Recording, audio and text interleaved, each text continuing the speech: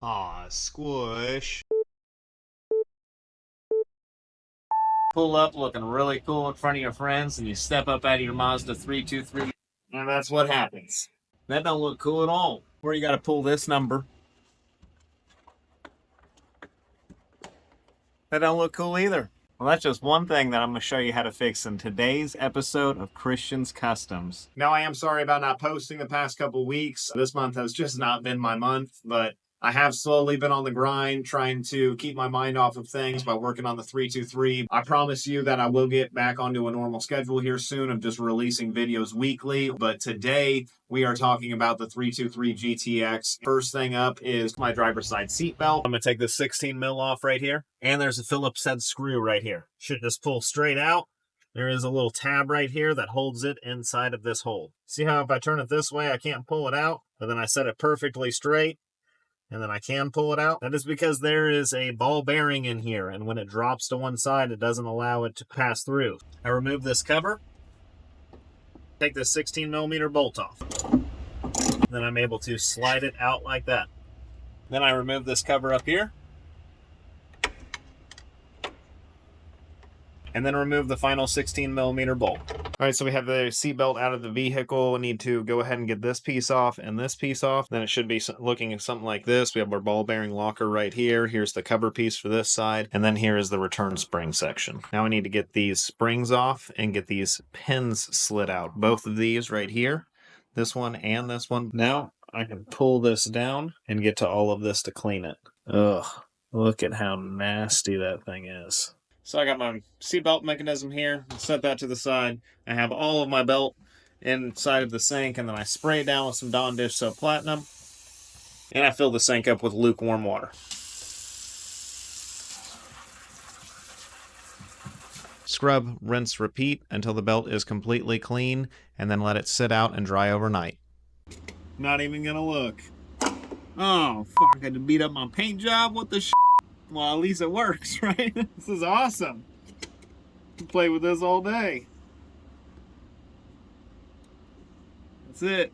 That's how you do it. So I installed the Jeff Sylvester shifter bushings, which in my eyes is a far more superior product than what they give you from the factory. I definitely give him a huge shout out for just making a fantastic product in general. Also, he is very responsive and an absolute wonderful guy to work with. I definitely advise his products if you'd like to check out his shifter bushings, or I am also about to install a short shifter. If you want to check out either one of those videos, show you how to take apart the interior all the way down to installing and then of course reinstalling the interior. Now I did adjust my coilovers for what felt like the 100th time, and the one thing I wanted to show you that was new was how to clean the coils themselves before adjusting them, since this thing has been on the road. After power washing, I use foaming glass cleaner, and then I wipe it down with a rag and then hit it with the air gun. Now I want to make sure that there is absolutely no debris before adjusting the coilovers. If you'd like to watch my videos on installing the coilovers or adjusting them on my Mazda 323 GTX, just check out my channel for a little bit more information. Did your GTX also come with a floppy trunk cover? Yeah, look at how bad that is. It could just move it by hand, and that's what the driver's side looks like, which is what it's supposed to look like. Now these pieces are pretty notorious for just falling into pieces, so instead of going on the internet and buying another broken piece, I decided I would just rebuild mine. So I started to rip all of the fabric off of the fiberboard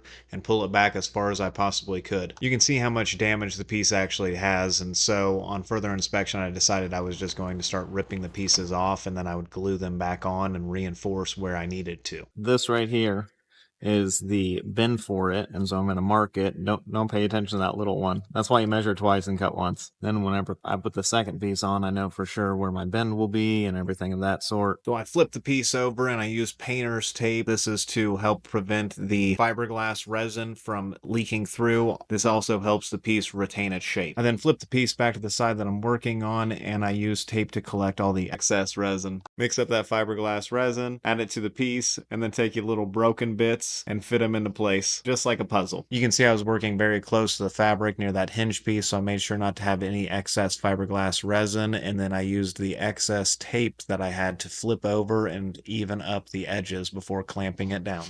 So the piece is completely dry now. Feels pretty good.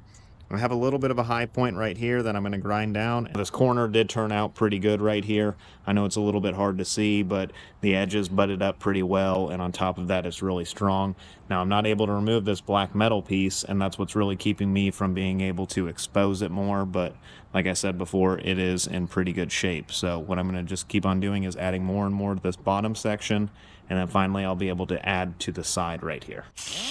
There we go, that's fitting nice. You can see the line that I drew here earlier. So I'm gonna extend that down slightly, put this piece on here, and then I'll mark right here so I know for sure I got them lined up. I'll draw lines from one piece to another, so whenever I bring it back, I can line it up easily. What I ended up going with, which was just some plastic razor blades and then a couple clamps right there. Now there is that black marking right there, and I made sure to be on this side, not be on it, to deform it potentially. Created this little metal piece. It's wrapped in some tape and make sure it doesn't stick, and it will fit right there. I'm gonna put a screw through, and that should hold everything down. Get some more fiberglass resin mixed up and added to the piece. I don't want a whole bunch of excess, so I am using the puddle to get all my little broken bits adhered to it. Afterwards, I grab every single small clamp I have, and while using plastic razor blades, I clamp down the piece, and then I also had to use some painter's tape to hold down the top section of my little broken bits. Now I'm gonna do this end piece first. I don't want a whole bunch of excess. I just want a very thin layer on here. I get those pieces fitted up next to each other, removing any excess as need be, and then I use painter's tape to hold it down. Let's see how well it turned out. Damn, that looks good. It was broken here, here, and then all the way to this point right here. So I'm going to grind them out and reinforce it with fiberglass and help reshape it at the same exact time.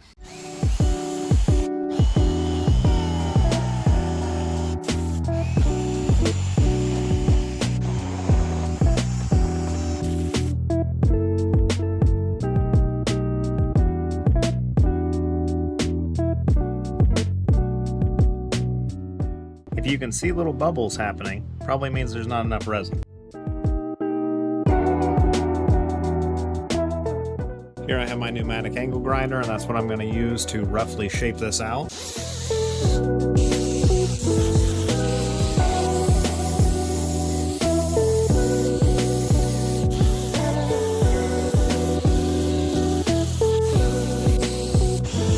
Definitely need more of an edge right here. Then after several more layers and several hours of sanding, I wound up with a piece like this. It does look pretty good and it's strong, which is all that matters to me. I flipped the fabric back over to show where the hole needs to go for the hangers, then drill it out. So here I have a 7/32 drill bit, and this is about the biggest size that I can fit in here. Now I'm going to go down one size from that. I'm going to go with a 3/16 because I believe that it's been waldered out before. A 1/4 drill bit, and this is what I'm going to use to soften the edges. Looks good. There we go. I use a black paint pen to paint in the hole. I'm using some Super 77 3M. I'm going to make sure to get every little crack and crevice. And I'm just putting a thin little, what I like to call the tack coat, almost like I'm painting. And I even spray it onto the fabric. Now I've waited about 5 minutes and it's still just barely tacky, and that's exactly what I want. So what I'm going to do is spray a little bit more adhesive spray on here, and then I double check my hands, make sure I don't have anything sticky on me. I'm going to start working the fabric onto the piece. Now, because I'm using a fabric that has already been used before, it's already going to know where to lay, so I just need to pull and kind of help direct exactly where it used to fall. I have a little wrinkle right here. I'll just kind of lift and then work it out just like that. Flip it over, and I'm going to check my edge right here and make sure everything looks fine, because again, this piece was already on here before, so it should be falling exactly where it was before. Now I'm going to go ahead and spray this side. I have a little rag here for overspray. Now this has sat for a little bit and I've allowed it to dry. Now I'm going to hit it with a little bit more.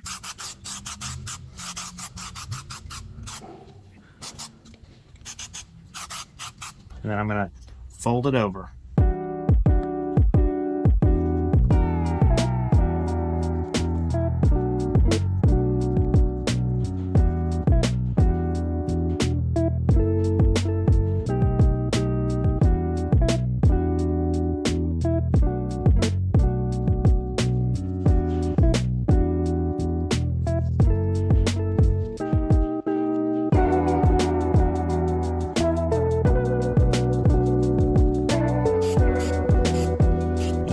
ends are lining up perfect. I'm loving this.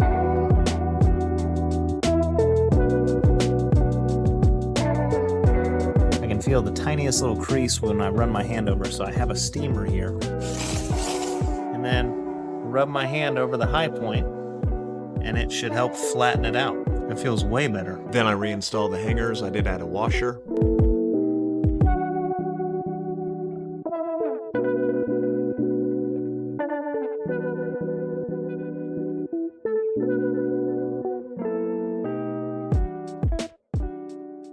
Well, I hope y'all enjoyed today's video. Make sure you hit me up in the comments. Hit the like and subscribe. That was a big yawn. Well, I hope y'all enjoyed today's video.